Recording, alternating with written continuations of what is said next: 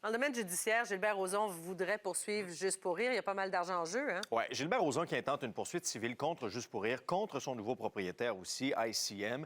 La procédure déposée au Palais de justice de Montréal qui vise ultimement à éviter de payer 3,3 millions qui lui sont réclamés en raison de pertes monétaires causées par ces déboires judiciaires. Pour nous aider à avoir clair dans tout ça, Maître François-David Bernier qui est avec nous. Bonjour, Maître Bernier. Bonjour. Alors, pourquoi il devrait ultimement là, indemniser Juste pour rire? Qu'est-ce qui est à l'origine de tout ça? Bien, à l'origine, on sait qu'il y a eu le scandale. Bon, et suite à ça, Gilbert Rozon a dû vendre l'entreprise pour, si on peut dire, sauver les meubles rapidement.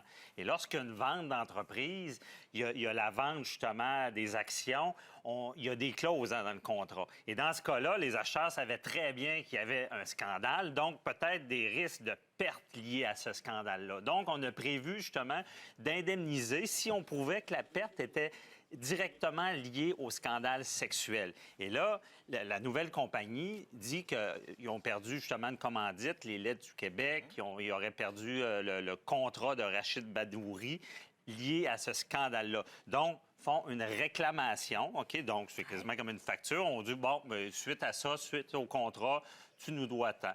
Mais là, Gilbert Rozon, ce qu'il fait, on appelle ça un jugement déclaratoire. C'est que il y a une partie qui n'est pas claire dans le contrat où est-ce qu'ils prétendent qu'il doit de l'argent et on s'adresse directement à la Cour supérieure, aux tribunaux pour éclairer la situation. C'est ce qu'on appelle un jugement déclaratoire. C'est pour ça que les gens se disent comment ça, c'est lui qui poursuit s'il devrait de l'argent. Bien, c'est ça. Il veut vraiment que la Cour clarifie la situation. Et ce qu'il invoque, c'est qu'il dit que, pour une commandite, il y a plus de dépenses que de revenus, donc c'est nul. Il n'y a pas de fondement à la poursuite.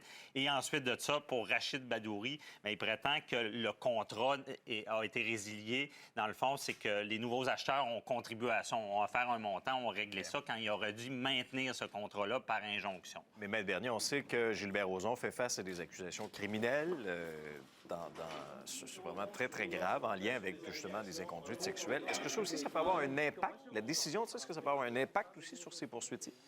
Non, le criminel, vraiment, c'est deux choses, oui, parce qu'on sait que le scandale a eu lieu et comme les acheteurs ont prévu cette situation-là, évidemment, on donne un prix, mais se sont dit, si on a des pertes, bien, on va vous les réclamer, là. Ouais. Si les courageuses, ce regroupement de femmes qui sont sorties sur la place publique pour dénoncer justement les actions de M. Rozon, perdent ultimement leur cause, parce qu'il y a des réclamations, là, pas au criminel, mais au civil. Au civil.